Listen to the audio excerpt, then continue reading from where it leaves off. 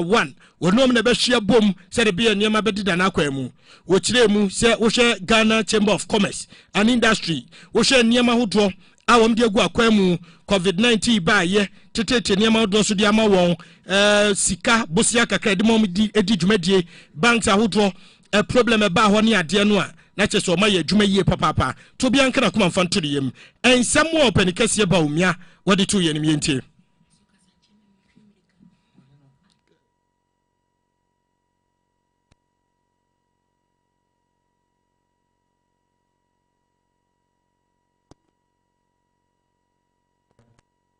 Manifesto that we are putting together. Why is it heartwarming? It is heartwarming because these proposals align with my own thinking.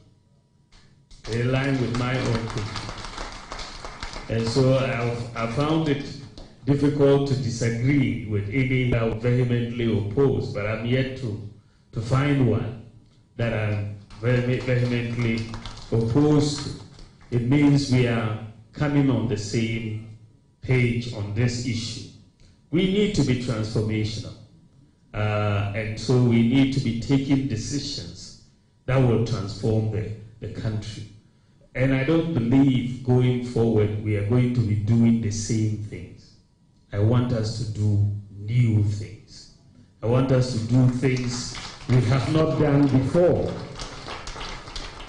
And so I know that with you we are going to work very closely together.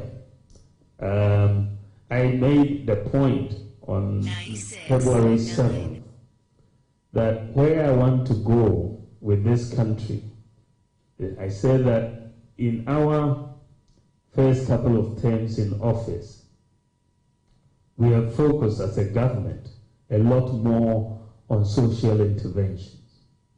But now I want us to move the focus to business and the private sector. Dr. Mahmoud Bawumia is about to your name and no.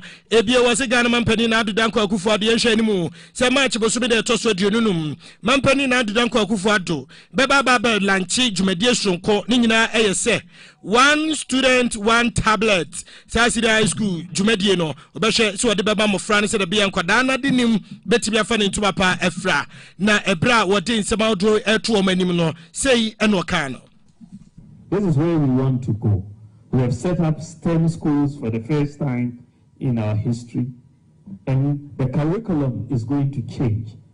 We are going to make coding a mandatory subject in senior high school.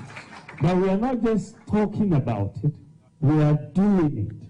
On the 25th of this month, the president is going to commission laptops for every single senior high school student in Ghana. One student, one laptop.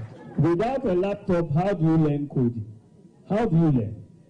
We have to give these young people the tools so that we inculcate this whole transformation in the whole system, so that they will feel that the society is ready for us to go to the next level. So this is where we are headed as a country. We want to lead. And so it's something that I am very excited about as far as our young people are concerned. They are brilliant, and we should do that. I wish for Ghana Mampani, Abedi Dr. Alhaji Mahmoud Bawumia, Ninsem Ahodoa Oti. Amsiana wasansem kronemu Dr. Alhaji Mahmoud Bawumia.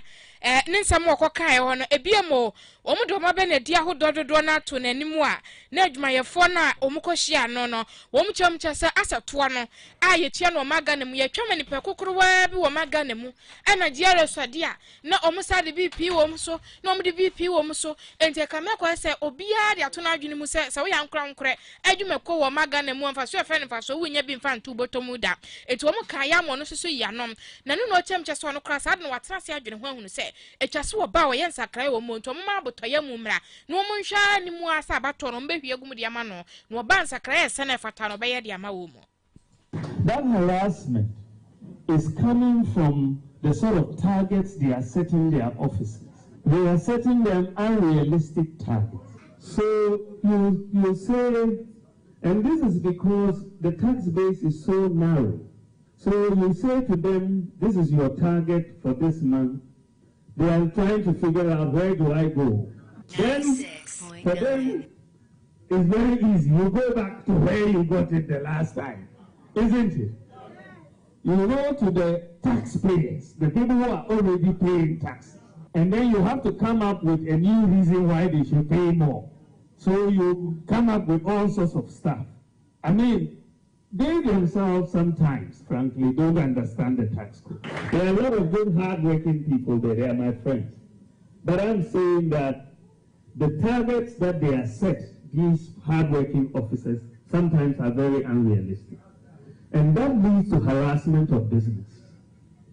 Because you have to get something out of them. And this is why you say prepay when you haven't earned 1 cent, 1 city, and you have to prepay. And so I've been looking at this very, very seriously, and we are going to change the system.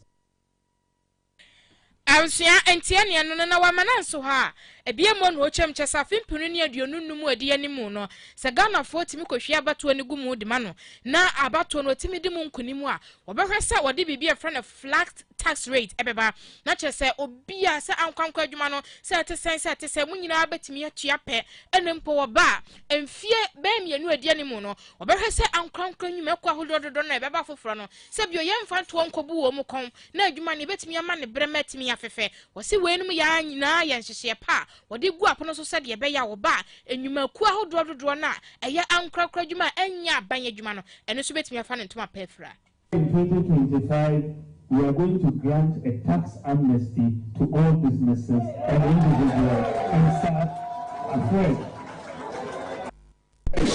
So we are going to start a new system.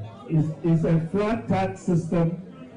So we are going to wipe the slate clean for every individual and every business. And Ghana is going to start a new tax system, a flat tax system, as we have in Estonia. And in addition, we are going to do faceless audits. Officials should not come to businesses to do audits. The digital framework, you should have the information and audit facelessly and send whatever your audit findings are. Abusia entiania no eye mampani abedi acha Alhaji Dr. Mahmood Bawumia wone eye chembesefo kohyiaye emu ama ne bone nkoma omudi ya bie na eno no abusia yanto akasia ne so mfoma mo nsɛmfoforo mu na mraso bedwani di ma de hye omo tamale anafo fam eye wonimunyamfo Haruna Idrusu ene ne wababonte abekasa wosese wo hwemu a ene National Health Insurance for sika omatwa to honom se omode boa adehye omo yale kokuramu yale no enso ni kura a sika pa na fiasa no manum mo kotwa sika nam de aboa amanfo omoda dialysis so a Ghana sika 2 million Ghana cedis sika no 20 billion esakura enso ni essence yeso yonko da no da ena ade no etua yonko ho atuaduam se wo yale sa kokolamu anasa harawo mu yale bi anka be hu ne yawo pa se de esibi etie nanka yetwa sika bi nanka etimi de abo mo nanka omo hwemu no etimi etumpon a ene wasanka Ghana sika no 10 million Ghana cedis 100 billion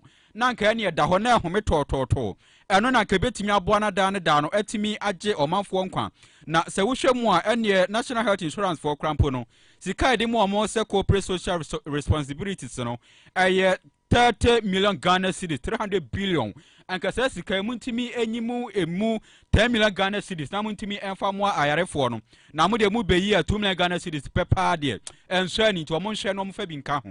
In the country today, whether it's called teaching hospital or Konfanachi or Tamale, the national emergency of the absence of dialysis centers across the country, not in good state. We have an opportunity as Parliament to allocate money for the purpose of saving lives and saving persons who may be suffering from dialysis. But I do not think that the amount of 2 million cedis is enough, particularly when we consider the corporate social responsibility allocation of the same authority of 30 million Ghana. At least an amount of 10 million should be set aside for purposes of supporting interventions related to dialysis. Mrase bedwani di ma adehye omo Tamale South eye onimnyamfo Helena Idrusu nene na yekotie ye no. Enyumre no nsia kase yebo ene masugusu amu etie no abusiafo yentoa ene ensem no esoe. Na enanu na donkuma wa Ghana mrase bedwafie babo ntiri betu dwase omanya ne ntie se abato komisa se amfidie nu a wo mde be ye adwuma biometric machines no makoma enso ena ayira na ekokoba sa ade ana wo mususu pa se abato komisa besu wo wia wo mo afimpi mienu ni na duonu na abato ebeto yi se mi ba beto odwasa no na wo se mpanimfo ba bonten na omudi nkyiremu breyen na omu yehunu sa ade no eye no kre ana se enya no kre bato komisa aba bonte de aba beto dwase enya no kre de biara da se omu BVD machines eye biometric verification devices no makoma enso enayira omo chese no kura bia ni we was ansensem ni mu na momo se omo laptops makoma num enayira tio omo chese omo ai BVD machines no enyirai na momo laptops ni bi enayira asemi ensemu a minority caucus omo de babatu dwa no na abato komisa omo dia no yie aba. Dr. Bosman Asari, a deputy chair in charge of corporate service, and what they are to do, what you say, Ubia kana kuma mfantuni yem, Ubia nya butoyemu, na ntutuye, nini yema udwe bia waso mdigua kwa muno, eguso, na fei, wamubashe, na wamwa ya buase rebeya, and yema udwe na edibe registration, may registration, no, bia beti bia didana kwa mwenko for how bia, ema metugana foso. Neither do they contain any critical information. So we want everyone to know that we are fully ready for the elections ahead. So there is no risk as far as the Electoral Commission is concerned. Again, we are also picking information that some people are confusing the BVDs and the BVRs. We want to tell you, the general public, that the BVDs are used for verification during elections. They are used for verification during election, the BVDs. The BVRs are used for registration. The BVR, they come in the form of, in a box. We call them the BVR kits. In that box, you are going to have a laptop. You are going to have a scanner. You are going to have a camera. And you are going to have a printer and other devices which constitute the kit. So each of the kits, on their own, they do not have any bearing on our activities. Neither do they have any bearing on our registration exercise. It's only when we put them together. And when even we put them together, we must activate them and connect them to our system before they can be used for the registration purposes. And when it comes to the BVD, we only use them when you are going to vote. And we want to establish that you are the one you claim to be. So if even unsecured are your systems, especially so because we have many security personnel, police personnel around, how did these things happen? Again, we want to assure each and every one here and the good people of our country that our systems are secure. Our systems are very, very robust. And as I indicated earlier, we are so robust to the extent that we are convinced that in 2024, come December 7th, we are going to organize another perhaps transparent, credible elections, which will go down as one of the best in our country. So again, our systems are very, very much secured. So anyone who thinks that something has happened and as a result of that there is a problem, we are convinced and we are certain that all our systems are secured and we are ready for the activities of the year. Dr. Bosman Asari, wanuna wadi same way to ja. Ti was just exercise no many wo pa omba begina so no ma hwa exercise no bibia bededa na kwemu aboa ama ade no adimu. Awusia sabre bebon container yakwa chechefo nkabo mu ko miansa wo mu akache ebi ene Ghana National Association of Teachers etwantia senat National Association of Graduate Teachers NAGRAT and a Coalition of Concerned Teachers a trying to CCT omaka bo mu asabre omso mo tinte su kokko de akraban ene san wo mu se de din kan aban ne wo mu de kotuma me hoto agoro eno so so nyagopa ene san wo mu se wo mu akatia bi wo ha atwasa aban de ma wo mu a aban ye ne hwebuada ono a wo mfi wo mu wono so so a wo mpese o ka sempepa bi de gu wo masumu afa de to so mienu wo mu se timetable kwa no mu ana kyerɛkyerɛfo a wo mu kyerɛ enkwala na de eso timetable ye kra de abaye mu sa wo mu se beboa mu na se mo anu an sa aban ye no ato de amane wo mu so wo mu beji na sopem so mo nyina sopem eno etwase wo mu hwe no mo ye mo se eno so nkyere buo ena de to so miensa ye etwa wo mu nsuru mu kra ne se wo mu se aban eye ne curriculum fofora wa mfre wo mu wo mu de honhon sa no mo tena ase ye so mo betwia de no matimi a kyerɛ nkwala ne bi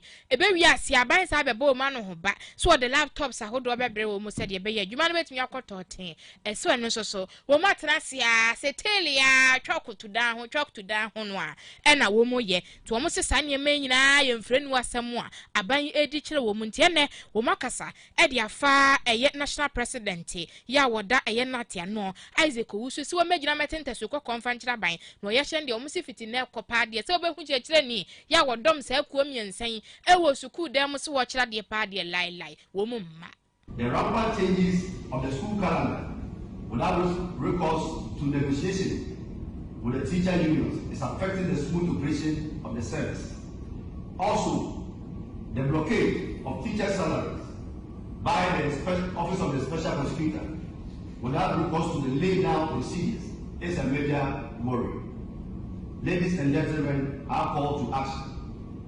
In the light of the above circumstances and given the delays and unfulfilled promises on the part of the employer and the Fair Wages and Salaries Commission, and also threat from the rank and file of our members, we, the pre-tertiary teachers, we declare an industrial action effective today, Wednesday, 20th March 2024, to press home our demand. Thank you very much. Abusia entia ne no yero Isaac Owusu wano ena eye panyipa ya wodanati ano nene ena chesem tie ye na abusia nim time de etumre kyerɛsie ne santi enya eye wonmonyamfo ye papa Anyimadu Kingsley wano ena eda Coalition for Concerned Teachers so sai kasama for de ma wo mu yenya na wahoma ne so ye kone ne na kodi nkomo enti owura Kingsley wote yanka Anwumre Time FM ye ne atiefo nyina mu adwo Minyaba menso teacher for your Ghana, I didn't say, you pay your maka, across the chairman. Ah, na Bema ba wede ye monitor. Yanyan ntie se mo se nyame ya dom a efitie ne ya komunsi class ne wochena na yesa nyan ntie se mo se mwakachi ansansa monye de toso eye mienu mo se laptops bi e wasa aban de fem mo no wonfam fem mo ne mpo de twa mo nsunu mo kransa mo se timetable aban ya wo musa mo hwe no ato ato de amane mo ni nyina ye nokora na se nye nokore. Minyaba said munya press release na yempani for edo monsa ahihase ni nyina ye no kwetrodo na de eye we kakra ne say strike we any salary so the first item na yes bargaining agreement bargaining your friend collective bargaining agreement ye contract bia ujumayeni any nipa na we bie ejuma no moko contract say me fa ojuma na me fa ojuma ya say ni na abaye ojuma na akatia a ewo mu anase emra ewo mu ejuma no ensu eni eno na ye ne abanya the period is defined 8 years 3 years 4 years 5 years in this years agreement no na expire esa mo sa ne o ajora ne traffic na mu ye biem na ye dia ye di ejuma a expire afe any kakreni eno ena ayese abani bie na apromae abano a oye ono fa ejuma no obi ya apono emaye na yene ne kotase na eno na da bia ene ochira abedu se ye hu se o mu sisi e ntinye salary akatua per se eno nche se akatua no so ye die but ye de kono pa na dikane eno le collective bargaining agreement amani ye na dwen so ne be ye Na bema ba yenim se ne ya na moye amadwene de nanso ye bebu sase ene ya no amoye amadwene amo hya ase atentesu kokko no aban mu mpanyufo bi afrem ana se bi amatete hu bi se e bi anyame ya adom a okina wo mbefrem Mini aba ye de tie de yen free aba ho na se aban no e bi a anaji ne ebeti bi a yini se so anaji ne ebeti e bebu sase Embrana laptop issue about 2 years. Collective bargaining agreement about 1 year. Side time table almost a year among country. Now you so say they are out to the school. We want almost say you didn't out to me not so. If you also in himself, you have a coin. Almost more from 3 years. I think I find that. I don't want to be I normally buy some because this man 28. I had the order that those responsible and commerce adyen. Now, before we are, yet, yes, Omukuta Abono, and to Muntinisha, and some almost better say, yes, you could be, and almost almost body shy. Yet, I'm penny for a catcher, I did be cut at Yamati Ghana for the say. San Yamana Iguano, so our result we are. Your catcher member say, young Kus. And that is what we have told them. I am non-negotiable.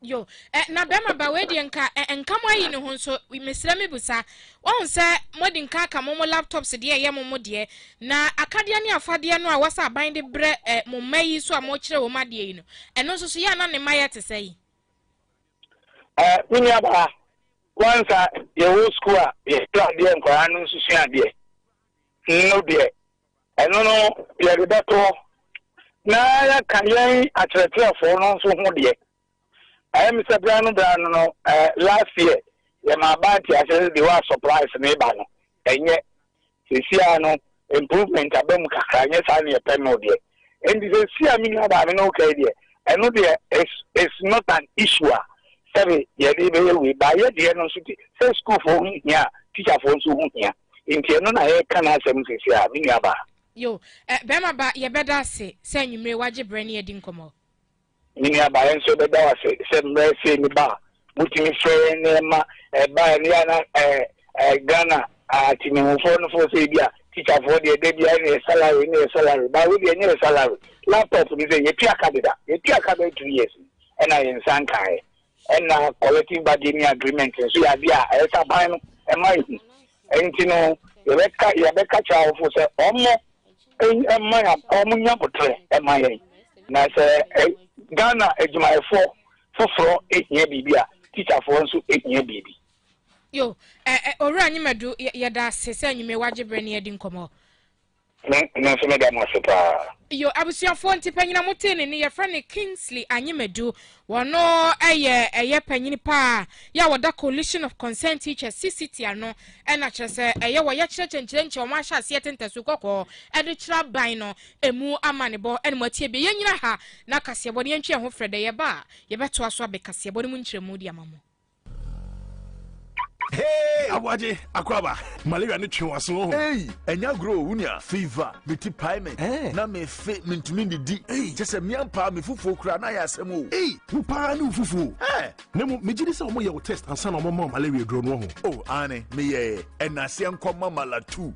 Tu malaria na se one time. Sharp. Awaje, we dey twani jeni so. O madam bisa wase. O se wojima bebre ma o. Oni ha okra. Ahode wo ho. Se unya malaria, no malatu Atamita Lomufantrin egum, Yawan tablet, any newsio, a 2 malaria say a woman for an enquada when you bimu. Someone on Sana want to work. Kumu doctor, Malatu, Upadua to Ako, NS Camas Limited, FDA, Adia Jadian Kratuatum. Dude, what are you watching? It's holidays. Must I teach you everything? The OMG moments from documentaries and reality shows are still available for pay. The drama on the amazing local shows is off the hook, so the whole family can still enjoy. Don't get me started on the Premier League, UEFA Europa League, Serie A, FA Cup, and the WWE action for me and you. There's even fun learning stuff to keep the kids entertained. To the living room. This Easter, the joy never stops, so stay connected to entertainment anywhere with GoTV Stream or enjoy it at home. GoTV. Love it.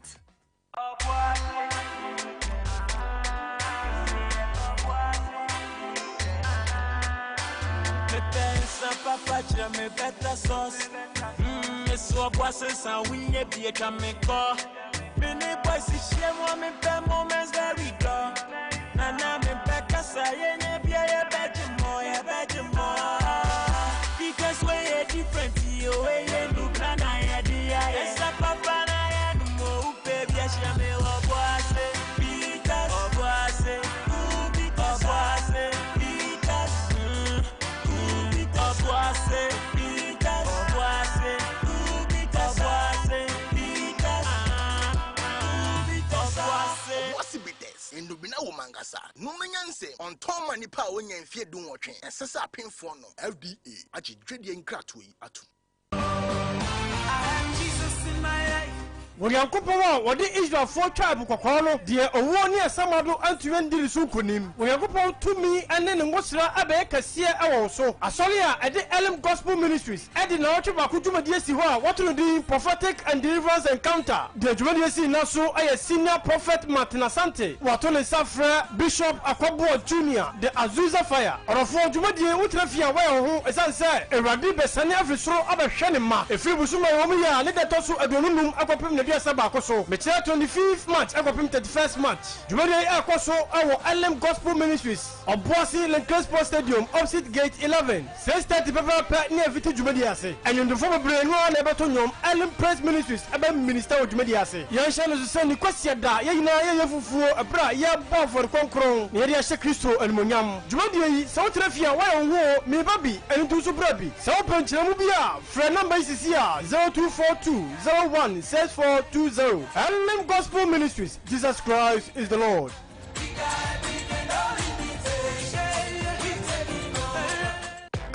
So just momo it. Wabre supermarket line were too much. Chanu momo and I feel so chat him. Said you who are both now and also. Just momo it. I feel build us so Tiano. I knew what you my phone now. Just momo it. Yadia DJ coffee. Yadia Mabusia for. Just momo it. A crime baby who bet me use to empty a momo wallet. Who bet you the tracker. I will use to scan to pay. And now use to merchant ID. And now on bank POS terminals. I first so bet you their transfer car every mobile money wallet. I call bank account and vice versa. Nina or MTN Momo so. And you enjoy convenience no. Our financial transaction with MTN Momo. Just Momo it. MTN.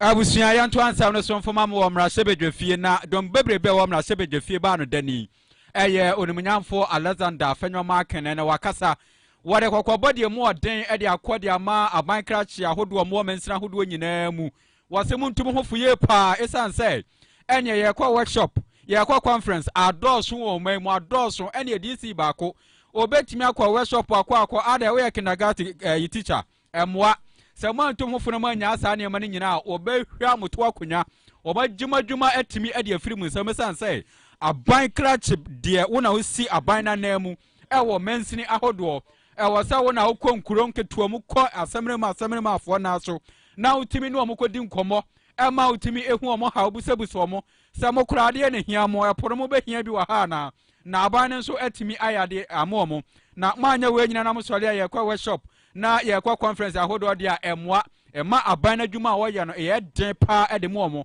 na ye keka mafunu ne ye keka ma adampan wo no watimi ede kokobonde mu oden pa kwadi amani DC say wonya workshop ahodo ne conference ahodo ntisa wo no de obepam no enti so nso ye DC ana se UMC ya na de abokotokuom se wanhwe ne ye na ne workshop ahodo ene conference ahodo o ma ne doso ewo adwuma nim dia ene obepam obeyi utu akonya se ne openkase de ne nsam atudwa agbo moto si yes aba me budo but oide ye ko hwehwem ye hu de ana agbo moto no oba okọ afarefo no wakase wo wa na de middleman no oya wo hwehwem na wakso wakọ charge bibi kase one no here yen DCs one day dem conference in that workshop I'm catch me DC there otago ko workshop o wan na me yinezi DCs MCs workshop no doso in that was workshop retreat now I want your man paying representative you are supposed to be at the grassroots make catch me MC so otago ko workshop na me friend na me sankan na ko fu here problem na solve Oba time them mama we in it. Oboko. Because I will know that equal grassroots. Na any assembly members no mu ye juma. Na ti memufo no wo haw no mutei. Ayedama impuntu na abenri ye no. Nkrofo be propaganda na chede abenu wache. Iyedama MPP but NDC runtum Ghana. Truth be told, yen for one track record. One track record. Education, one track record. Roads, one track record. One fan to yet to one. Obia bohu there. Zawake and the one a membu akwenja wenye ebas na way. Rollins bus for Ghana. Yawa Mahama bus, Kufo bus. Health insurance, one and other. Insurance, timer, NDC if you are being. Na nkrofo dodo na data no lie o data na true talk. Dama breno was wontua inti ko hospitals na wontua inti nkrofo mpo won fa health insurance nko on for won inde papa obono nyankopon na adom the hospitals are getting their payment. Abusuani akwasi eye onumnyamfo a wono ene dadom bebreba no e wo mrasebedwafie Alexander Afenyo Markin. Na Ghana mampani na adudan kwa kufu ado. Na watintim krata. Dia kwa koma achimo da MC. Se wapam no. Victoria Adu. Wonu na ye Brem Central Municipal Chief Executive. Yesi with immediate effect. Eni manumu ya immediately. Ijubedi ya wedi onfanto form. Na we no ye de kokoma Madam Adu. March bosobe de toso edunkro. Enra ye operikasiye osei bonsu amwa awe Minister for State and Local Government Ministry wono NHS and say shasia wodi akwa mami say enmanimu ya Ghana mampedi na adodanko akufa dose didimadi obabedi ye nyina wonfa to na wonkonkodi de mami aduane na we no yese ayere so adwumadie bia koya ankoyie ena aka ho bia ne na appointment terminate tiwedi tietietia maame no empedifo si di juma di awodie no wonfa ensi honum ti amane aba beto dwano no abusia yetwa kasiaba no so ade amamo high time 96.9 numrenie eya kasafidie so ena yeguso ayebe emunsam ede mamo no na sabre eya government statistician eya Professor Samuel Kobena enim waba montan bechemu kire se ekamia kosafimpinu ne aduonu miensa ye free mu ba afi mu no